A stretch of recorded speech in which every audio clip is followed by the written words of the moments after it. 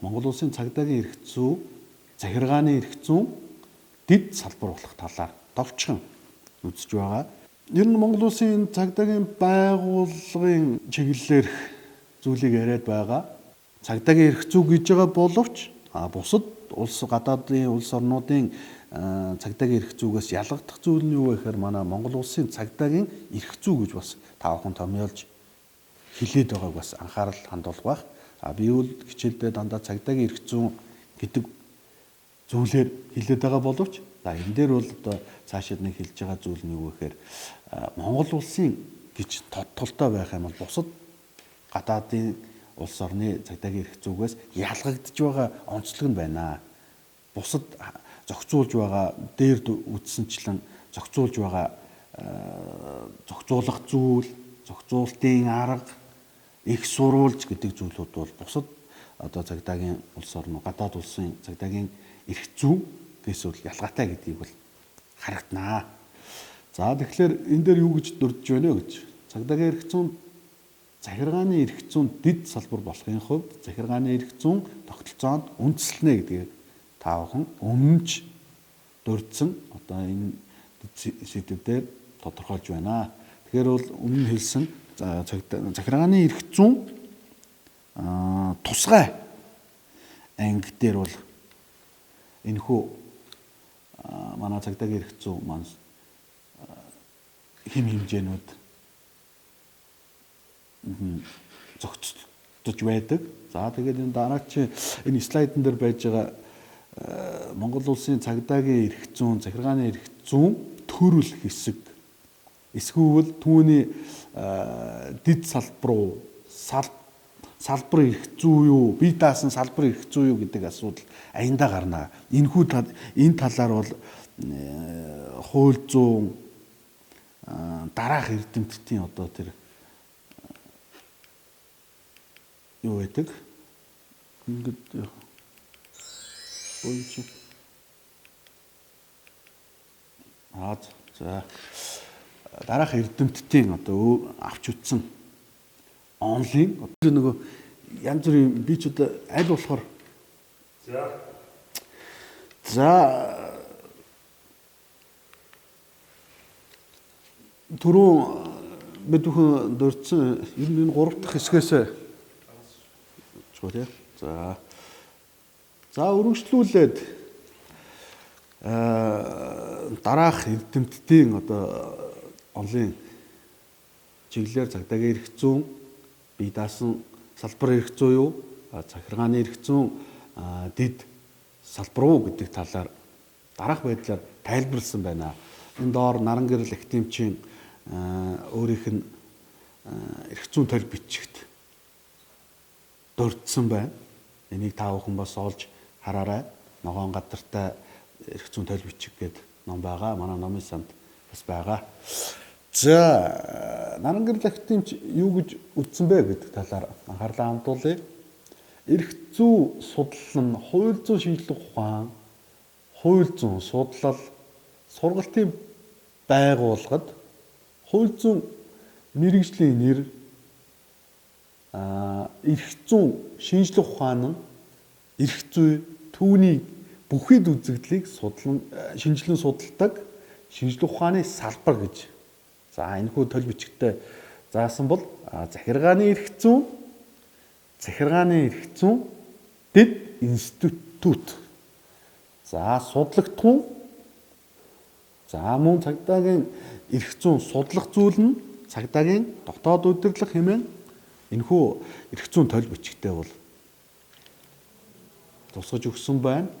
Дараагийн эрдэмтэн болохоор хууль зүйн доктор банзрагч өөрийн одоо бүтээлдээ за Монгол улсын дараах байдлаар тодорхойлсон байна. За үүнийг харах юм бол Монгол улсын гэж яагаад гайлын эрх зүй, газрын эрх зүй, цагдаагийн байгууллагын захиргааны эрх зүй зэрэг нь захиргааны эрх зүйн тусгай ангийг бүрдүүлэгч төрөлцсөн эрх зүй. Манай эрх зүйн тогтолцоонд өөрийн гэсэн байр суурь эзлэх болтлоо хөгжсөн байна гэж тодорхойлсон. За энэхүү би ганцаарх шогчийн юун дээр тэр гайлын эрх зүй, газрын эрх зүй, цагдаагийн байгууллагын захиргааны эрх зүй гэж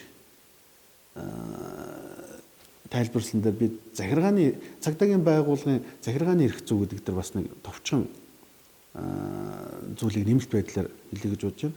Хуучин энэхүү хичээл маань ер нь цагдаагийн эрх зүй гэдэг нэршлэрээс нэрлэгдэхээс өмнө бол дараах байдлаар бол бас нэр нөөр байсан юм а. Цагдаагийн байгууллагын захиргааны үйл ажиллагаа гэдэг хичээл байсан. Сүүлдээ одоо энэ цагдаагийн байгууллагын захиргааны эрх зүй гэж болсон. Одоо нэрлэгдээд байгаа нэршил нь бол цагдаагийн эрх зүй гэдэг байдлаараа нэрлэгдэж байгаа шүү гэдэг нэмэлт байдлаар хэлж байна. За тэгэхээр энэхүү эрдэмтдийн одоо тэр өөрсдийн ном бүтээлтэй дүрдсэн нэг харж үзэх юм бол манай цагдаагийн эрх зүй бол захиргааны эрх зүй тэд институт буюу салбар юм байна. Тэр тусмаа энэ тусгай ангийн нэг бүрдүүлэгч хэсэг нь байна гэдгийг тодорхойлж хэлсэн байна. За тэгэхээр цагдаагийн эрх зүйн хичээлийн тогтолцоо гэсэн зүйл рүү орж байна. За манай энэ хичээл маань удирдгал, ерөнхий анги, тусгай анги гэсэн зүйлээс тогтолцоотой байна. За удирдгал хичээлээр юу судлах юм бэ гэж. За удирдгал хичээлийн агуулгад болохоор хичээлийн судлах зүйл, тогтолцоо, их сурвалжийн одоо тэр хэмжээ, багтаамжийн талаар таавхан яригдах нь байна. За дараагийнх нь болохоор нийтийн хэв журам, нийтийн аюулгүй байдлыг буюу олон нийтийн аюулгүй байдлыг талаарх ойлголт, тэдгээрийн бүтэц, агуулгын талаар дурдах нь байна. За дараачийн дугаарт нь болохоор нийгмийн хэв журам хамгаалах салбарын удирдлагын тогтолцоо буюу нийтийн хэв журмын нийтийн хэв журам хамгаалах салбарын удирдлагын тогтолцоо, онцлогийн талаар, за мөн төрийн байгууллага буюу цагдаагийн байгууллагын бүрэн эрхийн талаар, төв болон орон нутгийн байгууллагын талаар дэлгэрүүлж цагдаагийн албаны тухай хуулийн дээрээс үзэж судлах хэрэгтэй. За ийм зүйлүүдийг бол удирдгал хичээл дээр авч үзэж байна. За дараагийн дугаарт нь цагдаагийн эрх зүйн ерөнхий анги дээр ер нь ямар зүйлүүдийг бид бүхэн үзэж судалдаг юм бэ гэдэг талаар харж байна. За энэ дээр болохоор эхний дугаарт нь болохоор цагдаагийн байгууллагын захиргааны үйл ажиллагааны ойлголтын талаар ямар зарчмыг үйл ажиллагаанд баримталдаг юм бэ гэдэг талаар авч үзэж байна. За дараагийн дугаарт нь болохоор цагдаагийн эрх зүйн субъектүүдийн талаар, за дараагийн дугаарт нь төрийн алба, цагдаагийн байгууллагын уялдаа холбооны талаар бас авч үзэх нь байна. За дараачийн дугаарт нь цагдаагийн ерөнхий удирдлагын одоо чиг үүрэг болон хангалтын албаны талаар, за мөн цагдаагийн байгууллагын захиргааны үйл ажиллагааны хэлбэр нь юу вэ гэдэг талаар, за дараачийн дугаарт нь цагдаагийн байгууллагын захиргааны үйл ажиллагааны аргын талаар авч үзэх нь байна. За дараачийн дугаарт нь болохоор цагдаагийн байгууллагын захиргааны үйл ажиллагаанд дах хууль ёсны дэглэмийн талаар, за сүүлийн дугаарт нь болохоор цагдаагийн байгууллагаас эрх зүйн дэг журмыг хангахад иргэд байгууллага аж ахуй нэгжээс үзүүлэх туслалцааны талаар авч үзэх нэ. За эдгээр зүйлийг бол цагдаагийн эрх зүйн хичээлийн ерөнхий ангиар судалнаа. За тусгай ангийн хувьд цагдаагийн нийтийн хэв журам хамгаалах, олон нийтийн хэв журам хамгаалах албаны талаар дэлгэрүүлж авч үзнэ. За мөн нийтийн хэв журмын албатай хамааралтайгаар цагдаагийн байгууллагын захиргааны салбар бусад албадууд ямар албадууд байна вэ гэдэг талаар албадыг авч үзнэ. Тэдгээрийн тогтолцоо, бүрийн үүрэг, чиглэлийн талаар, хэрэгжүүлэх үйл ажиллагааны талаар энэхүү хичээл дээр авч үзэж байна.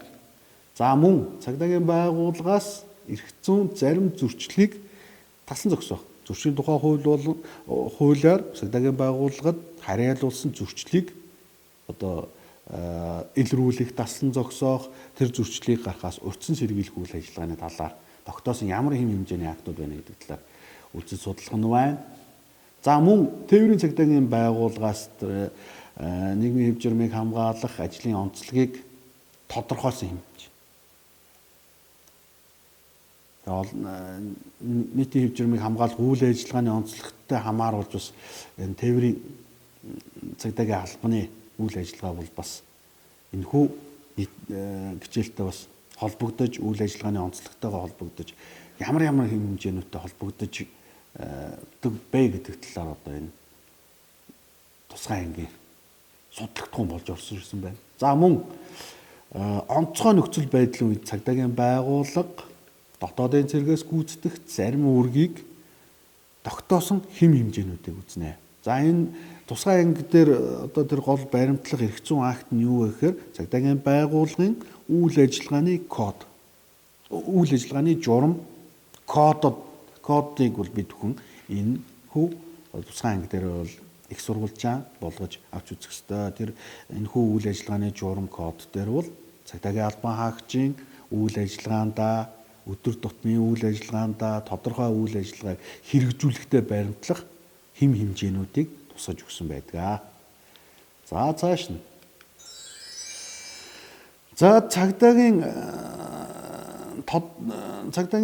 албанаас одоо тэр тодорхой гэмтрийг илрүүлэх, хэрэг бүртгэх, мөрдөн байцаах ажил нь нэг чиглэл нь байдаг бол одоо тэр гол зүйл нь юу гэхээр захиргааны үйл ажиллагаа тэр дотроо одоо энэ нийгмийн олон янзын харилцааг хамаарах өөр хоорондоо ялгаатай өргөн хүрээтэй асуудлыг энэ цагдаагийн эрх зүйн хэм хэмжээгээр судалдаг.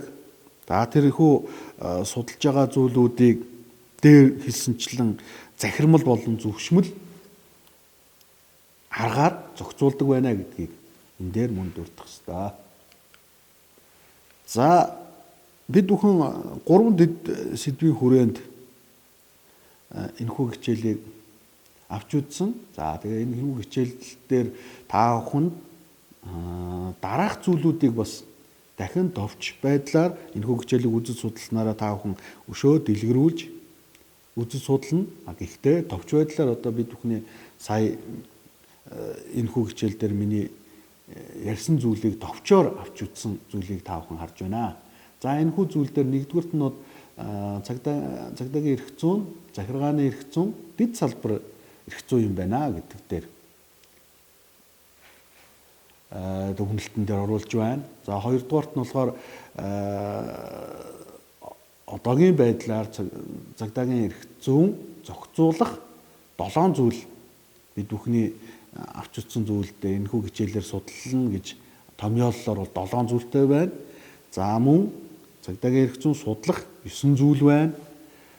За мөн дөрөвдүгээрт нь цагдаагийн эрх зүйн их сурвалжийг онлайн сургалт арга зүйн болон сургалт практикийн эрх зүйн гэж ангилж байсан. За мөн энэ дээр өшөө нэг нэмэлт тайлбар хийхэд үндсэн их сурвалж, гол их сурвалж, бусад их сурвалж гэж ялгаж та бүхэн танилцсан.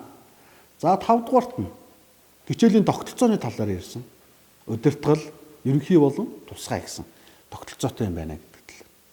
За ингээд дүгнэлтэн дээр та бүхэн ерөнхийдөө энэ цагдаагийн эрх зүйн зохицуулах зүйл, зохицуулах арга, их сурвалжийн талаарх хичээл дээр иймэрхүү зүйлүүдийг энэ дүгнэлт хэсэгт дурдсан 5 зүйлийг бол тодорхой санаж